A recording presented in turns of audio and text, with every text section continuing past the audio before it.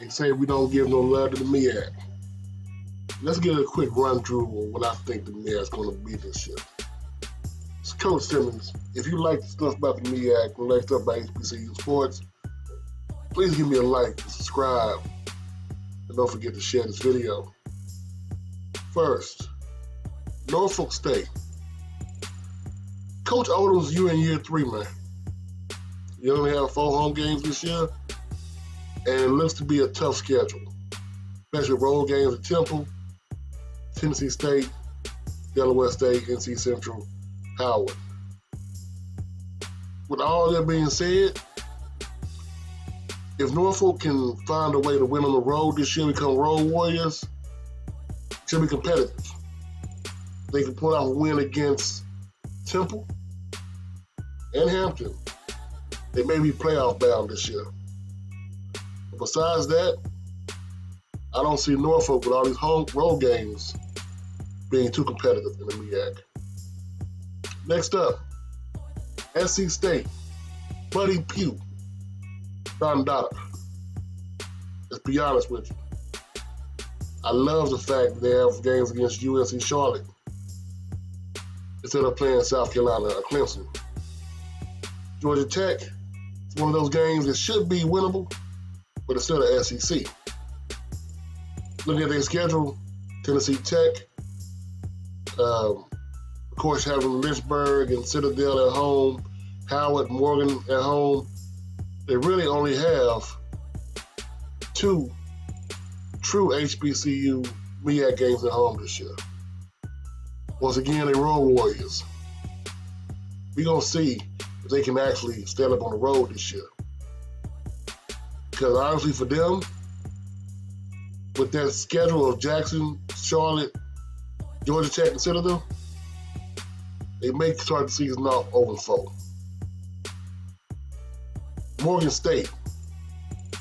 Now, Morgan, I love what they're doing with their coach. Came over from Bowie State. He's actually building.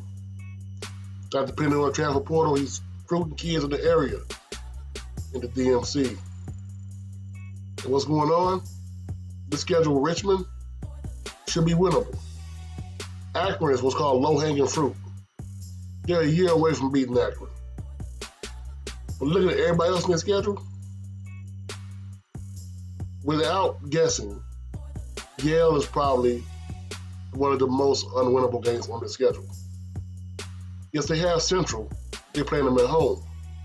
Delaware State at home. Howard on the road would be tough, but most of their tough games are early or they're at home. I think Morgan State could be number 3 in the MEAC. I know you say it's only 5 schools, but trust me on that. Delaware State. Now, I know people are saying all Delaware State's talent is going to Jackson. It's probably true. But look at their schedule. You see Bowie State. It should be a win. Army with their optional attack is something no one's seen in a while. But besides Army, honestly, those other games should be winnable by any FCS opponent.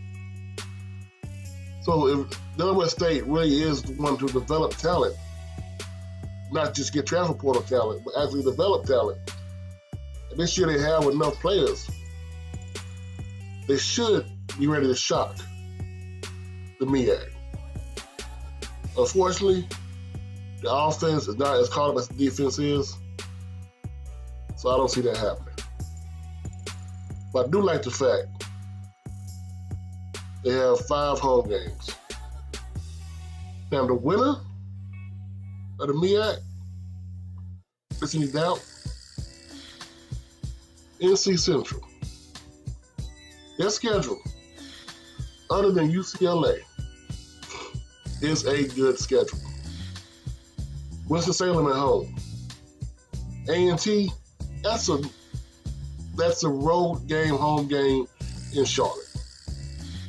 Valley, Campbell, Elon, Morgan State, South Carolina State, Norfolk State, Delaware State. by having those tough games at home, honestly, if they can get past A&T, I can see them losing one game this year. It's not just I'm riding on the bandwagon. You got the best quarterback in the HBCU. As we know last year, best quarterback should win. Coach Simmons, I'm out.